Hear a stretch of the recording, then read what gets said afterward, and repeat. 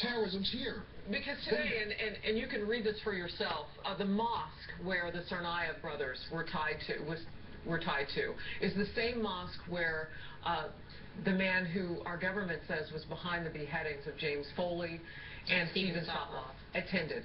So if you want to, I mean, separate from whatever you're saying is domestic terrorism with, you know, hate crime, we are at war. You don't want to use the word. We were at war with Al-Qaeda, and they weren't an Islamic State either. We are at war with ISIS right now. Real quickly, Kimberly. Yeah, just real quickly. I mean, I think we're all agreeing that, yes, terrorism here. You want to focus on a broader picture of different categories. What we're talking about right here is what's going on in this country with jihadists and with radicalism. Are they here? Do they have the capability for more to come here? Absolutely. Do we have porous borders? Do we have passport issues? Do we have a very serious national security issue?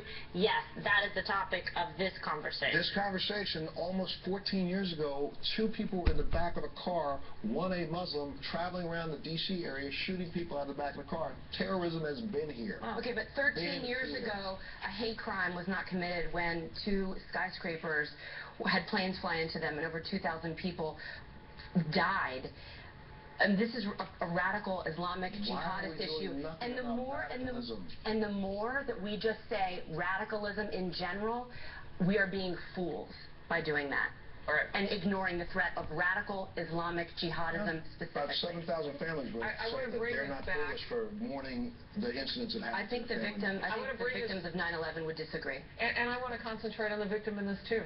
You say that 7,000 people whose families were hurt by domestic terrorism would not have a right to say that they mourn their 7,000 victims? You think that radical Islamic jihadism I'm not comparing the two. I'm just talking about one thing. But you did compare them. I did not. I said all of it under the same umbrella. I mean, I think it's supposed to be concerned about I think they're not under the same umbrella. I want to pick up on what we have to agree to disagree. Before we run out of time here, because I think it's important. You talked about the victims on 9/11. Of course, that's what we've been thinking about so much this week.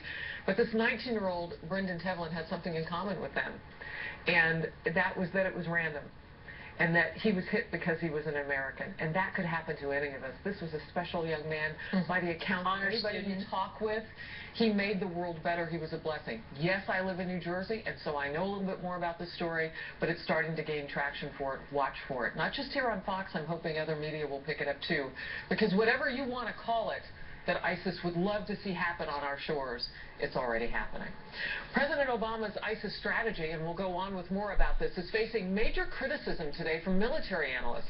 They say relying on those Syrian rebels, remember the ones we didn't want to arm at first, who have now been yet to be vetted, is an extremely questionable plan. Hear what else they're saying. And a disturbing new documentary uncovering the trend of sugar daddy dating. Yeah, we're going to turn to that. More and more young college women are getting money for tuition from older, wealthy men. Is that breaking news? Money's getting paid? Anyway, covering the cost of college this way takes a terrible toll, we're told. This has been happening.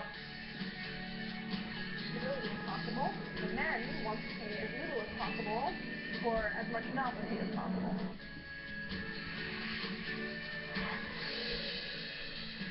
At Interim Healthcare, we've been helping families find their way home for over 40 years.